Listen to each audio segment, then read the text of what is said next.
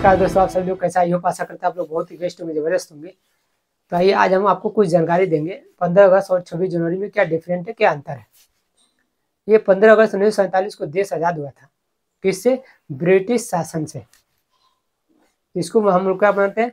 स्वतंत्रता दिवस के रूप में मनाते हैं हर साल।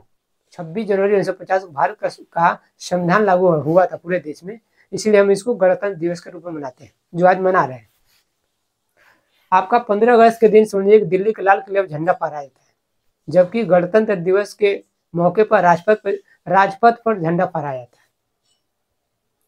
आपके 15 अगस्त के दिन भारत का ही कोई अधिकारी कर्मचारी जा करके झंडे को फहराता है, जबकि 26 जनवरी 1950 को भारत का राष्ट्रपति स्पेशल या तो कोई दूसरे देश का राष्ट्रीय अध्यक्ष को बुलाया जाता है आपका झंडारोहण करने के लिए। अब इसमें एक और सबसे बड़ा आपको अंतर बता रहा हूँ। 15 अगस्त 1947 को देश तो आज़ाद हो गया, लेकिन ये आज़ादी मान्य नहीं हुआ। मान्य क्यों नहीं हुआ? क्योंकि अंग्रेजों ने बोला था कि जब तक तुम कोई ऐसा कानून बना के नहीं दोगे, कोई ऐसा दस्तावेज, कोई प्रमाण नहीं दोगे कि तुम देश कैसे चलाओगे, कैसे संचालन करोगे, तब तक हम देश छोड़कर नहीं जाने वाले। तो लास्ट में समझिए कि इसके पीछे बहुत बड़ी कहानी है कि बाबा साहब अम्बेडकर को जब समझिए कि आपका पश्चिम बंगाल से जब समझिए उनकी सदस्यता रद्द हो गई और 4 जिलों को काट के गांधी, नेहरू, पटेल ने समझिए कि पाकिस्तान में मिला दिया, तो बाबा साहब कहाँ चले गए? क्लीमेंट एटली के पास चले गए, लंदन।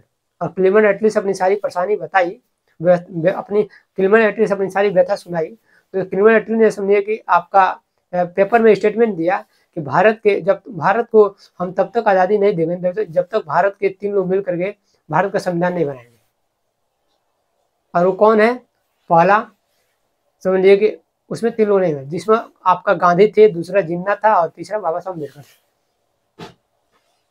फिर इसको संविधान बाबा साहब ने बनाया और बना करके समझिए आपका दिया, सौंपा डॉक्टर राजेंद्र प्रसाद को।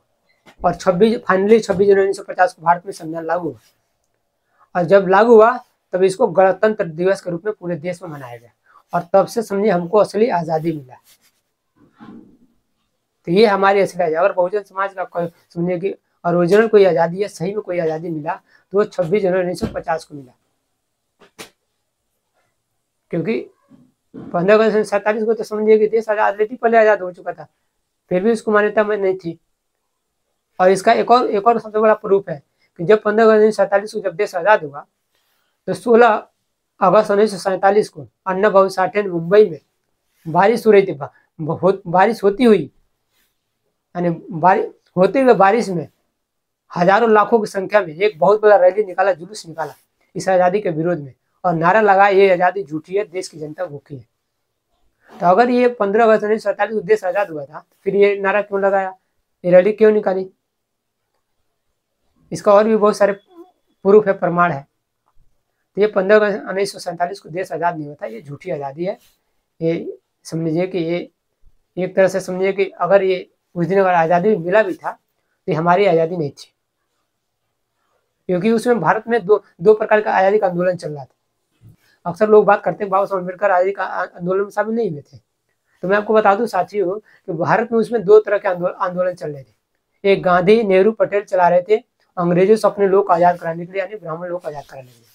और एक आंदोलन चल रहा था इधर, फूले साहब अम्बेडकर चला रहे थे बहुजन समाज के लोगों को ब्राह्मणों की गुलामी से आज़ाद कराने के लिए।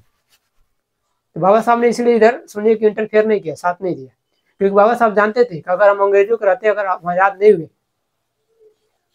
तो हमें ये आज़ादी देने वाले नहीं है, सुन लो।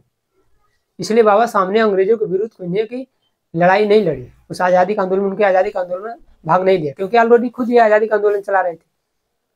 और सच में कहा जाए तो अंग्रेज अगर भारत में नहीं आए होते, तो बाबा साहब कभी भी सुनिए बाबा साहब नहीं बन पाते, क्योंकि एक समय ऐसा था, गले में मटका पीछे झाड़ू, और ज्ञान की बात हमारे लोग सुन लेते थे तो सुनिए कान में समझिए कि शीशे पिघला कर डाल दिया जाता था, मुंह से बोल देते थे जीभ काट लिया जाता था, आंख से देख लेते थे आंखें में गर्म लोहे का सरिया करके डाल देता था, आंख खुलवा देता था। तो ऐसी व्यवस्था थी। ये तो भला अंग्रेज आ गए भारत में, जिसकी वजह से हमें समझिए कि पढ़ने लिखने का अधिकार मिला, और जिसका फायदा उठा के बाबा साहब ने पढ़ करके सिंबल ऑफ नॉलेज, यानी भारत का सबसे बड़ा विद्वान है, भारत ने विश्व का सबसे बड़ा विद्वान बने और भारत का संविधान लिखा। ये अंग्रेजों को भला हो। इसलिए आपको मैं बताता हूँ, हमारी अगर असली आज़ादी है, बहुजन समाज की असली अगर कोई आज़ादी है तो वह 26 जनवरी 1950 है, क्योंकि इसी दिन से हमारे हक अधिकार सारी चीज़ मिला। आई होप आप लोग मेरी बातें समझ में आ गई होगी। चलिए मिलते हैं हम अगले एपिसोड में, तब तक लिए चैनल को बने रहिए, चैनल को लाइक और सब्सक्राइब जरूर करिए। सभी को जय हिंद।